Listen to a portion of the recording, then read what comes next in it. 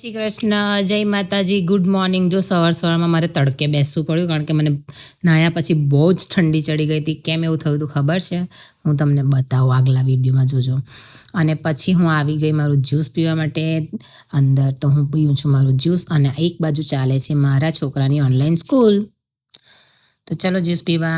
ત્યાર પછી હું આવી ગઈ છું કિચનમાં આજે મારે બને છે પાલક અને દાલ.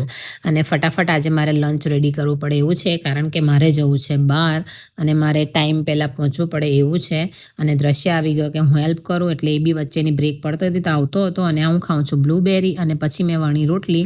તો ત્યાં તો દ્રશ્ય કે મમ્મા મને રોટલી હજી બરાબર નથી આવડતી તો મને થોડી શીખવો, એટલે એણે રોટલી કરી અને થઈ ગઈ છે લંચની પ્લેટ રેડી. અને આ કરે છે દ્રશ્ય, એની પ્લેટ રેડી કરે છે આજે.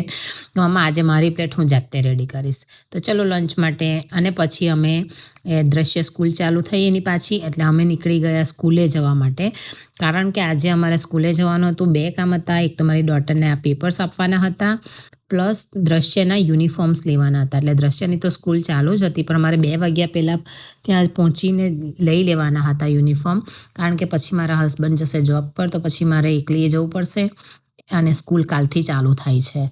તો અમે નીકળી ગયા સ્કૂલે જવા માટે અને આ પહોંચી ગયા અમે સ્કૂલે. ચલો તો જઈએ સ્ટોરમાં, દ્રશ્યના યુનિફોર્મ લઈ લઈએ. પણ સ્ટોરમાં ગઈ તો એટલી બધી ભીડ હતી પણ વેઇટ કરીને અમારો ટર્ન આવી ગયો અને આ યુનિફોર્મ અમે લઈ બિલ પેમેન્ટ કરી અને નીકળી ગયા ઘરે. અને જો અમારું ગીઝર બગડી ગયું હતું આજે. હું નાહવા ગઈ તો ગીઝર બગડી ગયું તો પાણી ઠંડુ આવતું હતું એટલે મારે ઠંડા પાણી નાહવું પડ્યું, એટલે મારે સવારે તડકે બેસવું પડ્યું હતું. અને આ શું રેડી થાય છે ખબર છે? આ રેડી થાય છે હાંડવાનો વઘાર. જુઓ મસ્ત મેં હાંડવાનો વઘાર રેડી કરું છું કારણ કે હું બનાવું છું હાંડવો. જો વઘાર રેડી દીધો મસ્તવાળો. ખાવું છે કોઈને હાંડવો તો આવી જાવ. આજે એકલો હાંડવો નથી બનતો, જો કેટલી બધી વસ્તુ બનાવું છું ખબર છે. આ હાંડવાનું છે, આ છે ઢોકળાનું ને આ છે મુઠિયા અને બીજું રેડી થાય છે થેપલાનો લોટ હું બાંધું છું. છે હાંડવો, આ છે મુઠિયા મસ્ત ક્રિસ્ના થયા છે, આ છે ઢોકળા, આ છે થેપલા. ગુજરાતી મિસાઇલ રેડી ઉડવા માટે મારા હસબન્ડ સાથે. અને આ છે બધો ડ્રાય નાસ્તો, જેમ મમ્મી આપણને હોસ્ટેલમાં જઈને કેવું નાસ્તો ભરીને બેગ ભરી આપે તેમ આજે મારા હસબન્ડને બેગ પેક કરું છું કારણ કે મારા હસબન્ડને જવાનું છે.